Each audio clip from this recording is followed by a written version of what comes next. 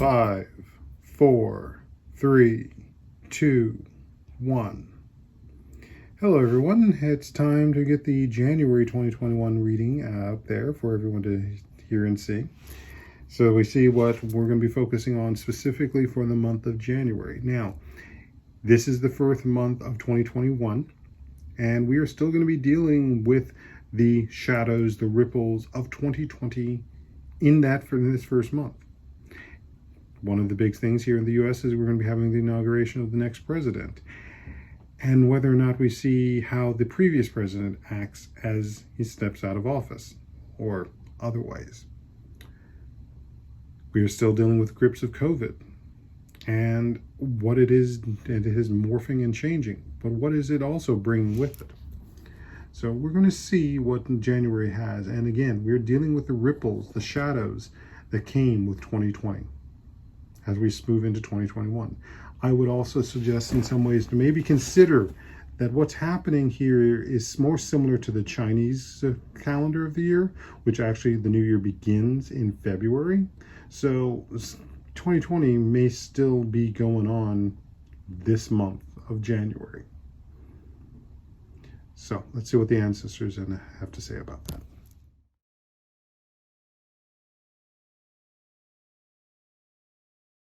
All right, so we got a much more tightly grouped reading for this one.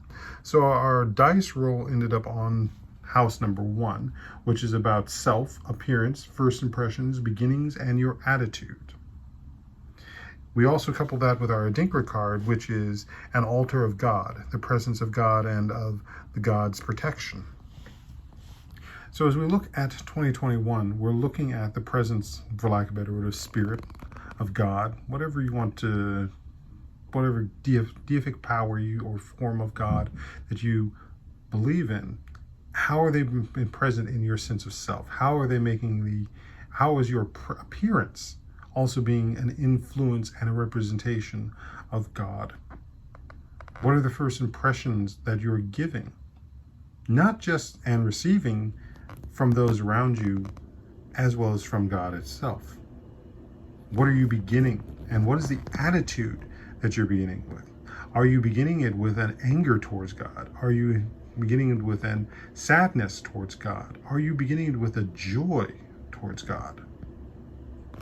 All of that's going to be at play here. And as we keep an altar to God, it is a greater aspect and reminder that the connections we have to the divine and the universe go well beyond ourselves. But ultimately, ourselves are also part of that divinity. So, before we get to the main bones, we again have the shell turned inward. So again, January is going to be a month of very much about our inner work. Not the outer work, the inner work. The inner work we do on ourselves, which adds to the self. And it also is the inner work we do with as our sense of who our communities are as another entity. So our 3 main bones, as you see, they're all closely aligned. These are all going to be moving in the same direction here. Our sense of work, our sense of family, and our sense of home are all much more tightly bound together. And are they providing the basic structure of a polygon which allows something to stand, or are they all so bound together that they cannot exert their force to be able to stand up together? There's that sort of joke that if people are tied together, if they're not properly communicating and balancing, they're going to fall over. And someone's going to have to take the brunt of the weight if they want to try and stand up. But you can't stand up by yourself if you're tied together. You have to work in connection with others, which is the other thing that I see here is that the work, the family, and the home all have to work together to move forward in January. And there's a lot of support also here around the work bone and going to the family bone, but most of it's around the work bone. And again, remember that work is not just what we do to pay the bills. Work is to be what we are here to do in connection with all the people around us and our own self-development, which is the because there's been that talk about socialism and capitalism and so forth, and that we have to really look at what those relationships are, because there are ways that the bound together is causing everyone to fall and they can't get up, and there's ways that the bound together need to work together so they can stand up. And this is also where the crystal and the quartz piece is coming back again, about our memories and their support, about us doing real looking at that analysis of what we've done in the past.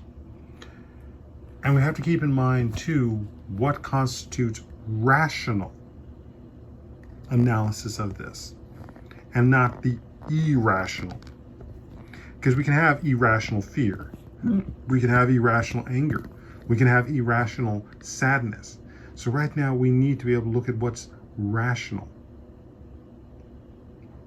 and there is intellect there to do it. There's also inspiration there to do it. And that's also some of the gap that we're seeing here between the supports that are going into work versus looking at these things that as they relate into our sense of self, into the inner work that's going on. Now, we also do have the broken rib bone, which is over here next to the dice. And some of that is going to be letting go of, again, relationships. That can be the relationships we have within ourselves, to significant others and families, even to communities. Now, if you notice too, it's also positioned closest to where we have the number 6. And I'll just say that the number 6 represents the 6th house, which is about health, fitness, organizations, and acts of service. So I'm going to just say that we're going to be struggling with that and that concept of what that means.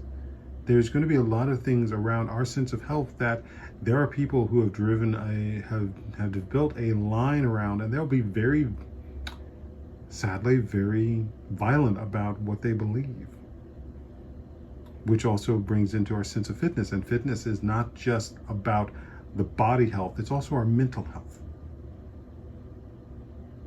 And we have to look at both the health and mental health of organizations that we are part of, and how they are actually acting in active service. Are they only acting in active service to a small number of people, a select few of people, people who, and I want to qualitate that by people who are not concerned with the greater good of everyone around it, versus organizations that is looking to help, even if the small group, the group they're focusing on are the disabled have a very good reason for needing that help, and that's appropriate. So we're going to be looking at that, and there's going to be strife around those issues.